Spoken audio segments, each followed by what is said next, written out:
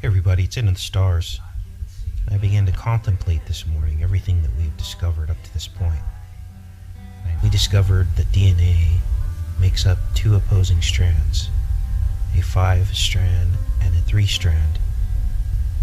And we also know the number of man in Revelation is 666. But that is not mentioned until the end of the Bible. Was not mentioned in Genesis. Genesis says that man was created on the 6th day, but in Genesis 5 it identifies man and who he is, and in Genesis 5 verse 5 it tells how many years that Adam lived, which to me is more compelling that the 5 was the original number of man, and in the end the number of man became the mark of the beast in Revelation 13. We also see scenes in I Pet Goat where the apple rolls across the floor. And we see 2 seeds from which a serpent grows from the middle of the apple. The serpent is Satan, and our 2 seeds have been mixed together. There's also a verse in the Bible that talks about, I will create enmity between your seed and their seed, and he will bruise you in the heel, and you will bruise him in the head.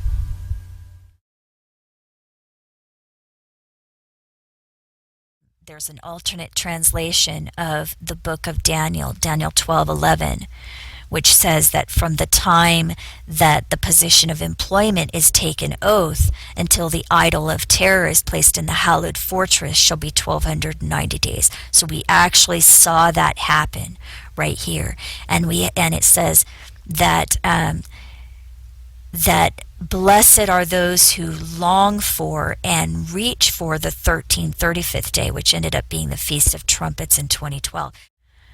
Now this word daily sacrifice, it also literally means continual employment. You can look it up in the concordance. And continual employment, nowadays we would refer to that as your job or your position. If you have a continual employment, we call that a job or a position. This word here, which means taken away, it also means depose, which literally means to take an oath.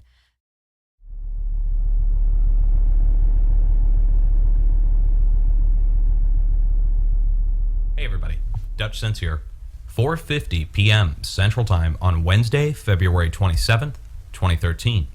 And I've got you over here on my website. I want to go ahead and give a big shout out to Tattooed1009 for letting me know about this yesterday. This is breaking news regarding HAARP up in Alaska and a release discovery that was made by the Naval Research Laboratories, released 2 days ago now. So let me just go ahead and take you through this here really quick so you can understand the significance of what I'm getting ready to read you. Now, for the last 2 years, I've been under severe criticism from multiple critics about what I've called HAARP rings, and these are really radar pulses in the high-frequency band coming from ground-based stations. That's why I named them HAARP rings. But radar pulse rings, HAARP rings, and I've got a huge list of all the documented HAARP rings that I've documented and other people have. And I'll put a link down below to this so you guys can scroll through and see past examples of what we're talking about here.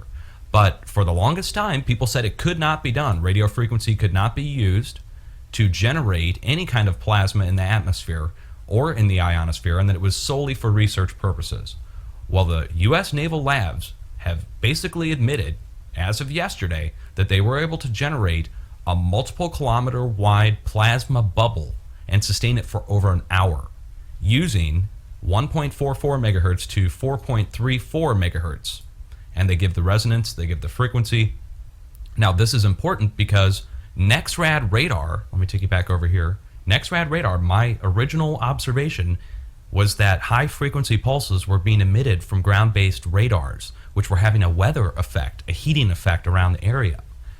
And people said it couldn't be done. Well, it turns out NEXRAD pulses from 0 to 12.4 megahertz, anywhere in between 0 and 12.4 megahertz. Now we're talking here 0 to 4.34 megahertz. So it falls within the spectrum, the pulse frequency. This is proved. Here it is. The U.S. Naval Research Labs have done it, and they did it using the billion-watt facility up at HAARP.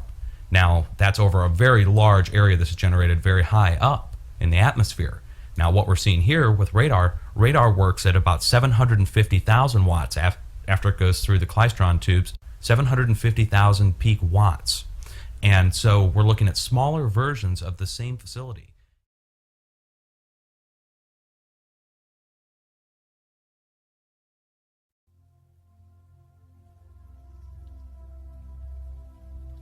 Hello YouTube, we got some pictures here that you won't see anywhere else. This is the chronograph of ISON's approach. Notice the halo CME, and notice where it enters the disk and the angle, and then where it exits the disk. ISON skipped off the sun's atmosphere. It did not penetrate through. This means it was traveling fast, and it was a big comet. Look where it enters the sun. Look at the angle. It's turning in towards the middle of the sun, but it exits right above 9 o'clock. We were expecting it to come out about 11 o'clock. ISON skipped off the sun and came out higher, which is good news. Anyone calling this comet tiny was lying to you. They were flat out lying. Here's an Earth scale of that comet. You can barely even see Earth. It is a speck compared to this comet. It is a big comet, a huge comet, and nobody had a right to call this a tiny comet. They are lying to you people. Right before perihelion, the entire sun reacts. We see a flattening of all the filaments. We see them racing towards the backside of the sun. We see the sunspots touching off. But even more depressing was what NASA did right at perihelion. The comet reached perihelion at about 1600 UTC, but we see all the filaments lacking organization, and then boom, right at perihelion, we lost the picture. It comes back on and we see this flashing. It's a quite disturbing that we're watching these active regions to see how they react to a large comet, and then this happens right at the minute of perihelion. And we do not think it's an accident that it happened exactly at perihelion. In fact, it was almost predictable. But again, prior to the approach on the same day, we see that December 3rd, 2013. Guys, this video came about kind of strange, and I'm going to show it to you. Here I've got the definition of diversion, and to me, regardless of what you're talking about, is get the enemy to look one way while major movement comes from the opposite direction. Guys, I don't care if it's military, political, martial arts, fake left, come from the right. You understand what I'm saying?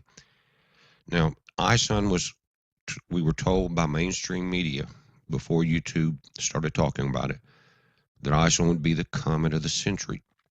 And we watched it. It's been beautiful, still watching it. I'm going to show you the new images as it comes across the sun and spreads out further. You see it coming into the top right there. But I was watching a radio show yesterday, and someone sent a video.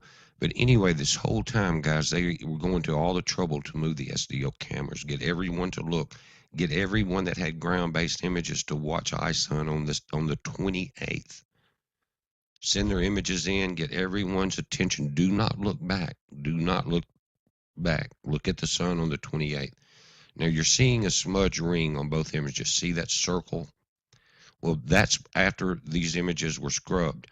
And my friend from Austin, Nick Danger, sent an image into Paul Begley's show yesterday while I was watching it and asked if we knew anything about it. So I went back and they had scrubbed it from the Sechi A camera. That's all that's left. If you'll go to that timestamp on the 28th of 4:09, you'll see just that circle. Well, I happen to be recording most of the cameras on the 28th. Top right is the picture they sent in to the radio show where you could see it there on live stream, guys. And at first I wasn't sure because it was so grainy just watching it, through a couple of levels there. But I matched it up in dates. And this is what it looked like before it was washed. Now, the entire world was looking to the right on this exact time. You see the tail of ISUN going in here in the large picture, inky under it.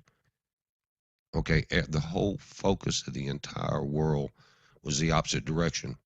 Well, I checked this thing out. And again, I was recording it on the other cameras on that day. Most people were.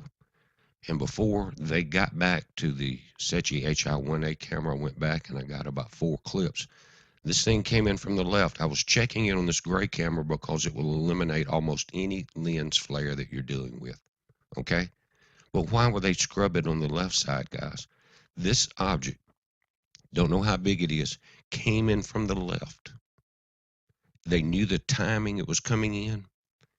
They knew to get everyone's attention towards the sun. Comet ISUN was coming in perfect opportunity. We're still watching it. I'm still watching it. These are all enhanced images that I did. Guys, and when the solar flare came across this thing, the shadow of it even changed. Look at this. See how the flare came across ISUN's tail? You see that? And then the object completely changed. The top darkened just like the top of the image, and the light from the solar flare lit up the bottom of it. Now, I analyzed it, sent it back in, and Paul was looking at it today on the show. We were talking about it, called in just for a moment. Here's ISUN coming into the top right, guys. This is a day later. Perihelion had already came around. It's the same camera though, just to show you you're not seeing it there. It came through on this camera on that date. Now, we were talking about it on the show, and a fellow called in. He couldn't tell us about himself. He said his name was Mike, worked for the federal government. He said the picture was real, that someone had let it leak out. 4 people had just lost their job about it. But I'm sure Paul will probably archive that video tonight. I'm not sure his schedule on how he does that, guys. Some of you know more about that than I do. But he may have the guy that called in. It's not me. I mean, there was several hundred people on the radio show at that time that heard him call and say the images are real. And guys, I couldn't get them to blend out or to create any type of anything that looked like a lens flare. Now, a couple of things here. You got a small asteroid out to the top left as we're looking at ISUN coming in. Now, I want you to notice something about ISUN here, is that I'm going to bring it up and I'm going to do a still shot, but it almost appears to be turning. In other words, it looks like a fan from the side. It's actually a cone, like looking at the bottom of it, and there's a shadow on the left side, and it appears to be turning somewhat. That could be natural because of the way the camera's turning, and ISUN should be going in a straight line now. Now, this is Lovejoy. I was looking over on this camera to see if ISUN had appeared on it yet, and it has not. But that's Comet Lovejoy as it rises up, and you see it gets a little brighter in the last few images from a solar flare. You see that? Well, I'm going to bring this up. But Lovejoy's still kicking. Now, it's not a sun diver, but this is the area that ISUN will be coming through. You see Mercury and the star cluster there is the Pleiades. Now, this, I think, is just I think it's something on the lens, guys. I'm not sure. It looks like a Mississippi buzzard. I know someone's going to say Klingon bird of prey. It's moving right there. I don't know. But that's Lovejoy there. And this is the area we're going to be watching for that fan pattern of ISUN if we can pick it up on this camera. Now, check this out. This is the one I had saved that I went back. Did you see what happened on the left? Now, you see the tails of Inky and ISUN going into the sun there, guys. But wait, I forgot. You're not supposed to look that way, remember? Don't look back. All eyes to the right. Stay in step. Here's after the flare comes under, lights up the bottom of the object. Here, they've scrubbed it. There's still a faint circle in the time. Now, we don't know anything about its size because we don't have anything to compare it to. How close was it to the stereo A camera, right? But we do know that it was taken off. Why? We got a caller that sounded official. Sounded like...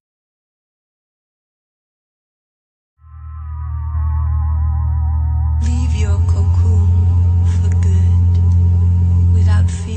wings of doubt and insecurity, to spread your wings and show who you really are.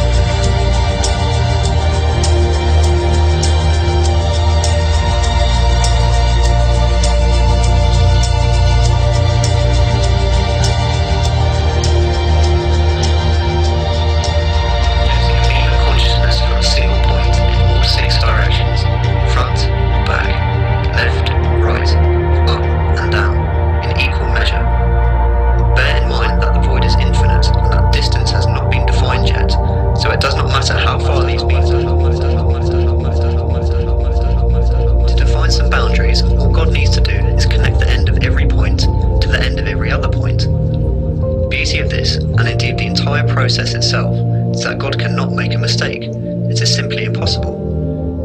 Once all the ends are connected, what we have is an octahedron, which if viewed from the correct perspective reveals a hexagram, also known as the Star of David.